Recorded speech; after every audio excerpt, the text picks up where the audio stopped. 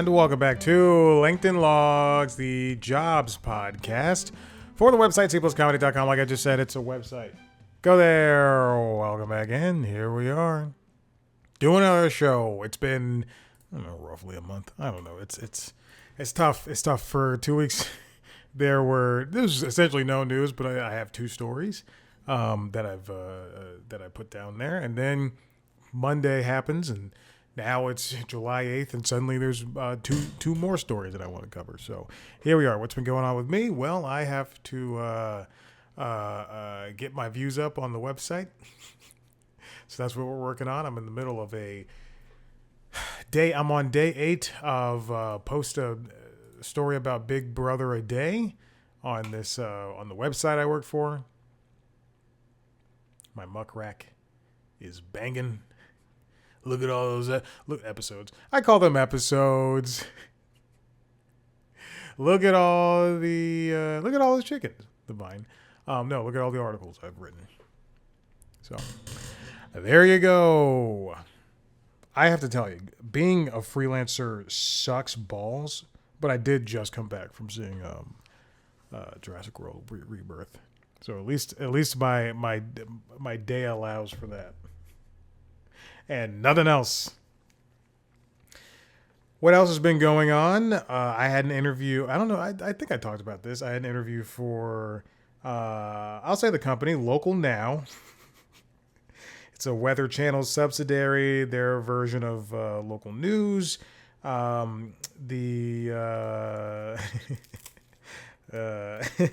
had an interview. I did the test. I did talk about the test. Yeah. The person did not get back to me. In fact, they are avoiding me. Oh, but Chad, why don't you email them? Guys, let me tell you, television is not the same as a regular white collar job. Let me tell you that. Pestering people. Hi, I'm really interested in the position. You can't do that. It's very interesting when people this is why I hate talking to people who have never been in this industry, because there's things you just can't do over and over and over again. Oh, I just show up to the office and knock on the door and tell them hello. No, you can't do shit like that. All right, let's move on to the first story. This is a couple of weeks ago, but Warner Bros. Discovery to significantly reduce David Zaslav's annual pay after split. This comes from The Wrap, written by Lucas Manfredi. As we know, their share. So David Zaslav was paid close to $52 million for 2024. Shareholders rejected that pay, and essentially said, "Hey, we're going to come back and make sure that you're not going to make that much money, especially after ruining the company." There's a filing on Monday in June at some point with the U.S. Securities and Exchange Commission. WBD will lower Zaslav's annual cash compensation opportunity and shift the mix in his pay towards long-term incentives. As part of this change, the company will no longer specify performance metric weighting that applies to the annual cash incentive opportunity, annual performance equity awards, or performance periods for the annual performance equity awards. There's a lot of words. That was a lot of words. He was paid basically half cash. I think it was something like $5 million in just like regular, and then he had bonuses that were like $10 million, and then the rest was in incentives and stocks and stuff like that. Zaslav will also receive a one-time inducement designed to, quote, incentivize the successful completion of the separation of stockholder value creation. Additionally, the Compensation Committee also adopted a, quote, double trigger cash severance provision for Zaslav in the event of a change in control transaction.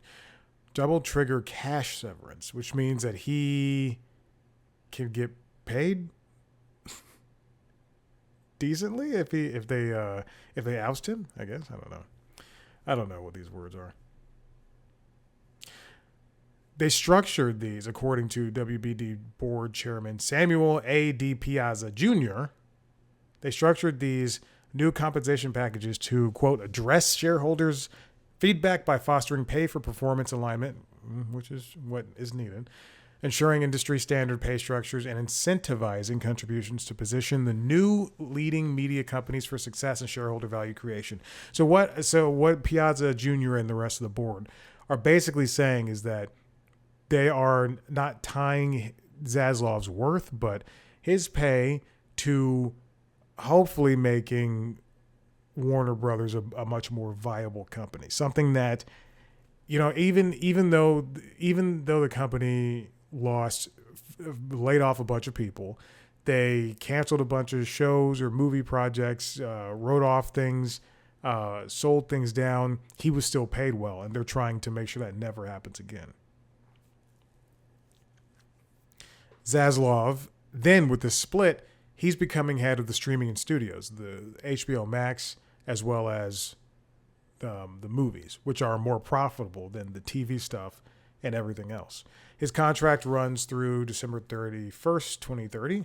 He will receive a $3 million base salary per year until then, and his annual cash bonus opportunity will be reduced to $6 million, with the actual payout based on the achievement of performance goals set by the compensation committee. So if they if they hit certain box office numbers, I guess totals, if they hit certain ad revenue shares, I don't know, stuff like that. They're just trying to incentivize this guy to actually do work. The annual bonus payout is the subject of a cap of 200% of the target amount. Let's see. On June 12th, he received a stock option award consisting of 20.8 million shares in the form of 60% performance vesting stock options and 40% time-based stock options. The performance-based options, which are divided into three tranches of 4.1 million shares each, will be based on the following targets being reached by June 12th, 2030. Tranche A. Or tranche. Achievement over a period of 30 consecutive days of a volume-weighted average stock price equal to or exceeding 120% of the exercise price. Oh, so he has to make sure that he'll get paid on one leg by making sure the stock is good for 30 days, over 100, equal to or over 120% of where it is right now. Achievement of a tranche B. Achievement of a volume-weighted average stock price equal to or exceeding 150 of the exercise price, which is $15.24, and tranche C is 165. Wow.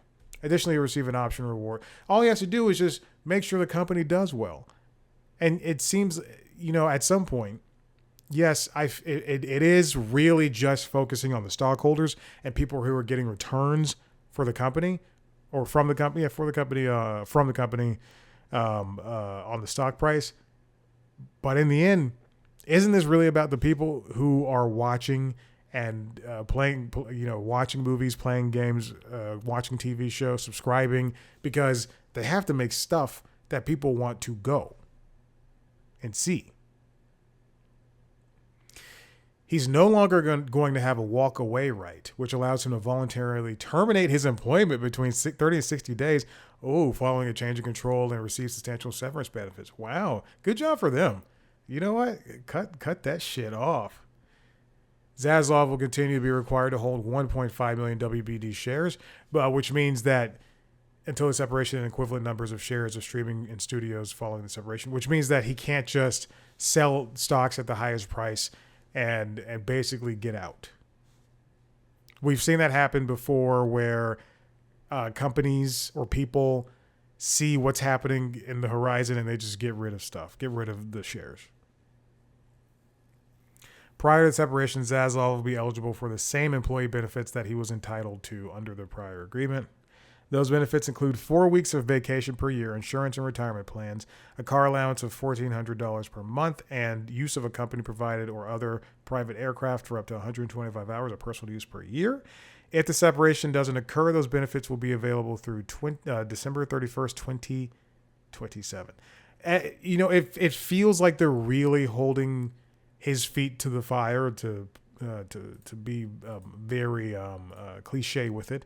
I did just get out of a movie where everything was so cliche, but it's very interesting that this is happening right now, where it seems like they've reached the end of their rope.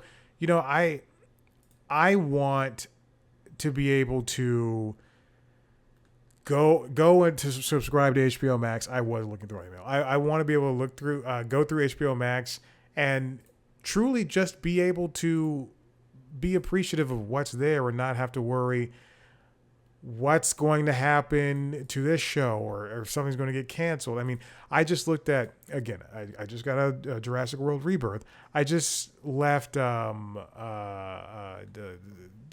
movie, and I went, who is this one guy? This guy is the lead to Lincoln Lawyer on Netflix, and it's one of the few shows on Netflix that is getting a season 4. So it's what Netflix does right, and I will say this about Disney Plus as well, is that at least they give time for shows to breathe or movies to breathe, and they really get behind things. It's in Hulu too. It's fascinating to me how Max they'll put all of their energy on, a movie that is coming to streaming for the first time, like Sinners, but they don't say anything else about something that releases the same day or even the same week. I'm sure somebody would love to see Companion or On Becoming a Guinea Fowl, but no, they want to, the movies that you've already seen, Minecraft and Sinners, they want to put their hopes behind that. Batman Ninja versus Yakuza League. I watched that last night. It was so fun, but I completely forgot it came out because it was eclipsed by Sinners. They just renewed Smiling Friends for 2 seasons. Why isn't Smiling Friends on the front page? They have the authority to do this. Anyway. All right, let's move on. I'm tired, and I actually need to write something. This also comes from the rap written by Lucas Manfredi later in the month of June. Vox Media union employees ratify a new 3-year contract. This is something that they were looking for earlier this summer with the Writers Guild of America East. They've ratified a new 3-year collective bargaining agreement, which is going to include things like wage increases and protections against artificial intelligence, which is ever so important. Vox Media employees include, it's a 250 member bargaining unit. It includes people from Pop Sugar, The Dodo, Thrillist, Vox, The Verge, Eater, Punch, SB Nation, and Vox Media Podcast Network, which I assume also includes people like Kara Swisher and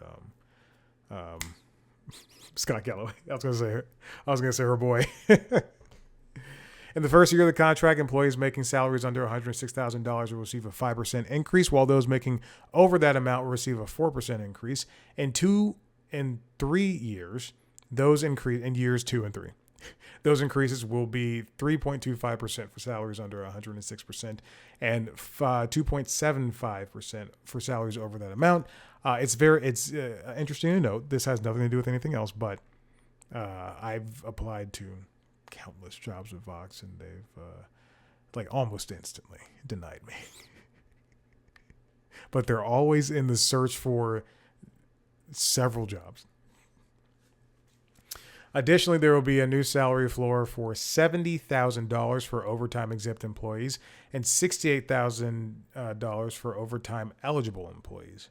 New salary floor. So that makes it seem like if you are a new employee and you're just a new employee, you get at least $68,000. That seems like that's what that sounds like to me. I don't know what that entirely means. Members at Thrillist and The Dodo will also receive back pay from April 2024 to May 2024, respectively. Good, because I can only assume that Thrillist and The Dodo hires people like me to write for them. I can only assume, and this website is goddamn websites suck. The deal also includes protections against the use of digital replicas and ensures that there will be no layoffs solely from the use or implementation of generative AI, and that any material generated by the technology will go through a standard editorial review process. Sure. But see, here it is implicating. Here, it is saying that AI is probably going to be used as a tool I believe it already is at Vox. Don't quote me. I don't think that's true. I can't click through Vox articles anymore because they now charge for everything. Yep. I can't look at it. I don't know. But it wouldn't surprise me if even at websites like Eater or Thrillist or the Dodo, which are not Vox or The Verge, not that I'm saying that they, are worse. I'm just saying that they're not those. It would make sense that they are using AI as a tool there at those places, and it is good that they are now getting to a point, especially if we're on websites like Yahoo News and USA Today. They use AI summaries, and CNBC, I believe, they use summaries. But it's good that they're able to at least acknowledge it and then try to not get people fired because of it or laid off because of it. And then they will also disclose the use of AI material tools. There will also be advance notice of the actual implementation of any new tool or system that will meaningfully impact employees. Employees can then decline to be credited on content where generative AI is used. All right. Oh, okay. The contract also includes a layoff process that will give union employees 2 weeks of paid non-working notice plus a minimum of 12 weeks of severance. All right. That is good. That's good for especially the world we're in now. 5 years ago, that would not be that good. An unlimited PTO policy with encouragement to take at least 25 days off per year, up from 20 days, and 12 bereavement pregnancy loss days, bereavement/pregnancy loss days, up from 10. That's pretty good. They were going to strike, but then they decided to. But on the vote, the WGAE announced that a tentative agreement had been reached. More than 3,000 WGAE members and labor allies had sent letters to Vox Media CEO Jim Bankoff demanding a fair contract for a union. It's important that we get these writers paid. I mean, when we see people get laid off all the time, or they go to a subscription only thing in the way that Vox and now The Verge does. It's important that these people are seeing returns, especially for the hard work that they're doing. I know at The Verge and other websites like it, they are, squeezing a lemon that's not giving any more juice. There are days where, there are, like today, for instance, there are no big stories. The biggest story, I would say, besides Prime Day, is the new Superman movie embargoes are out, or is up, and people are able to put out their reviews. Besides that, there's nothing that is standing out, and that means that every single website is writing about the same thing. They're finding their own deals for Prime Day. They're releasing their embargo. The embargo's up for Superman, so now they're talking about that. They all get the same press releases because I get those press releases, and I saw it and I went, there's nothing for me to write about there. It's important we let people get paid.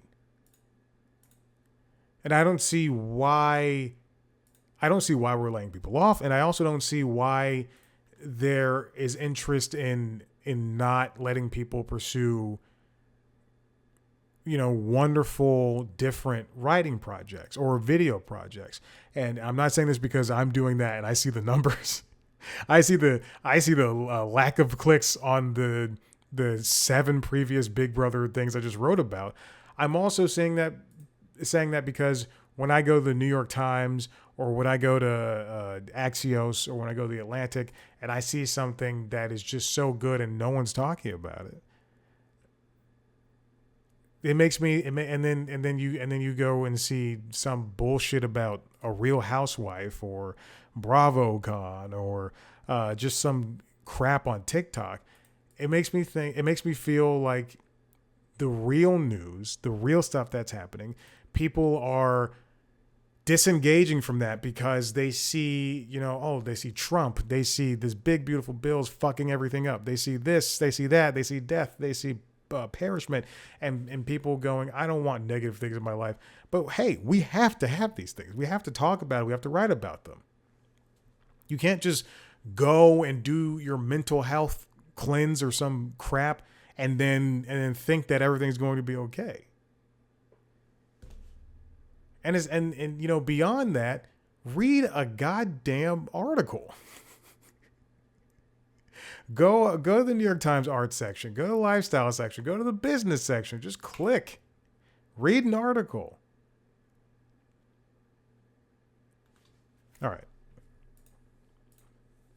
Speaking of New York Times, this comes from New York Times, written by Natalie Rocha. I do want to say this. This is kind of a little aside. Yesterday, I was sitting at the computer and I was writing yesterday's big shitty story,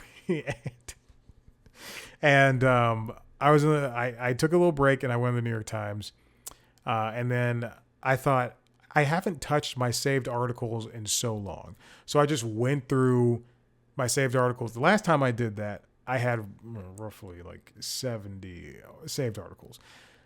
This time I had somewhere around 20, which is good. There's a few that are just like food-based. They're New York City food-based, like the best restaurant list of 2023. I don't know why that's there. The 100 best restaurants in New York City from 2023. I don't know why that's there. But you know what? I'm going to keep it. And then there are like a bunch of profiles that I just didn't have time to read at the point when they were written. So I went through all of them. I truly just scanned through all of them and just like, I'm trying to see if I learned any new information, about these people or the restaurants or the food or, the story, just whatever it was, because they're not all food or people based. And then there was one Always Sunny story that came out yesterday, and it was long. And what the New York Times does now is they either have an AI voice read, and they will tell you it's an AI voice. I don't even know if it's an AI voice. It's an AI voice. Or you can have the article read by a specific, like a reader that they hire, which hire me, or by the article writer themselves. And let's see if I'm just reading through an article. Okay, I can't seem to find one that has an AI. Actually, hold on. This one might have an AI thing. Oddly enough, this one, yes, it does. Okay, so they have a learn more section, and articles read by an automated voice. You can listen to a majority of their articles as they're published, enhancing accessibility and providing another way to engage with the journalism, which is fine. They say it's an automated voice. That's fine. Whatever. It doesn't take away from the actual writing itself, and they're passing. They're decent. But so I listened to the Always Sunny one that was written by a gentleman, and he read it himself. And then I said, you know what? I'm going to try this with one of the automated voices because I don't do that. And you know what? I got to say, automated voice was pretty good. Good job. Good job, New York Times, for whatever they employ. That was a good thing to talk about. Anyway, welcome to your job interview. Your interviewer is an AI. This covers a little profile of a woman named Jennifer Dunn, who landed an interview through a recruiting firm for a vice president of marketing job, where she was looking forward to do the conversation. But lo and behold, a virtual artificial intelligence recruiter named Alex sent her a text message to schedule the interview. Now, Ms. Dunn asked, are they human? The AI said, no, I'm not human, but I'm here to make the interview process smoother for the next 20 minutes. Ms. Dunn, a marketing professional in San Antonio, answered Alex's questions about her qualifications, even though Alex could not answer most of her questions about the job. Even though Alex had a friendly tone, the conversation, quote, felt hollow, Ms. Dunn said. In the end, she hung up before finishing the interview. This is something that we're seeing, levels of, where they're implementing these AI, scapegoats, these tools that are, don't come after me, AI, but they're implementing these tools, companies are, and it feels as though I'm going to go back scapegoat. It feels like this is a problem because they have no clue what they're talking about, the AI counterparts. And when you have a chance to sit down and interview with somebody, this is more than likely your first opportunity to make an impression. If you get that far, oftentimes I do not. Job searches have become just blatant, just overdone, overwrought with some type of what they call agentic AI. Agentic. How would you pronounce that? Yes, there's no definition. Is agentic. Some aspects of job searches, such as screening resumes and scheduling meetings, have become increasingly automated over time, but the interview had long seemed to be part of the process that most needed a human touch. Now AI is encroaching upon even that domain, making the often frustrating and ego-bursting task of finding a job even more impersonal. And that's a great way to put it. They feature another person that says it felt very dehumanizing. Yes, it is impersonal. It is dehumanizing because it says we don't even have the time, or nor do we even have the capacity, nor do we even care enough to put somebody in front of you to talk about you.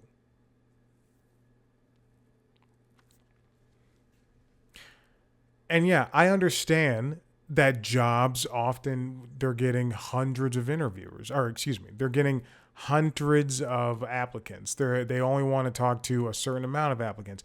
But at some point, we've done this for the past, it's 2025. So I'm going to say 2025 years. Since recorded human history. I bet if you read the Bible, there's a part where Joseph is interviewing Abraham. Someone sitting down and saying, "Oh, Mary Magdalene. Okay, well, you're a virgin. All right, that's good to hear. You know how to ride a donkey." It's just, where we're getting to a point where we're in the job space. We're relying on these things way too much. And you expect us to come in, want to make $30,000, $10 per article, for instance. You expect us to want to go and make $10 per article, but the idea is that we're still going to pay you less, and we're not going to give a crap until you get to the second part, even the third part. This is a podcast I listened to this morning at 4 a.m. AI is coming for entry-level jobs. This is from the Journal podcast. I believe Jessica Mendoza was the host of that episode. Yes. It was an episode discussing artificial intelligence coming in for entry-level jobs and taking away jobs that recent college graduates would be doing. It follows Zara Anwar, who's 22 years old, just graduated from college, and now she has to basically go back to school and get a better degree because it's hapless applying for these jobs. We're again, these companies think this is the easy way out. Getting an AI tool to take the job of somebody who is fully capable and needing the experience because, hey, guess what? When you apply to jobs at Warner Bros. Discovery, when you apply to jobs at WSB Television, when you apply to jobs at Coca-Cola, Studio Now, you know what you did. 2 interviews and they didn't call me back. When you apply to jobs at Local Now, Weather Channel, Allen Media Group, you know what you did. When you apply to those jobs, they want experience. Now, even I'm somebody with, it's 2025, I've got 9 years of experience, 9 to 10 years of experience. I've got, of those 9 to 10 years, at least 4 of them are high-level producing jobs, or mid-level producing jobs, not high-level. Mid-level producing jobs. Guess who can't get a job? Guess who can't even get, a local gym, not my gym, but a local gym to call me back. Oh my goodness.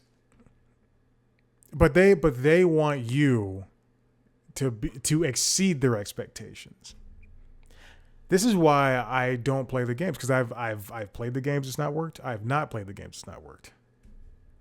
I've done a mixture of both.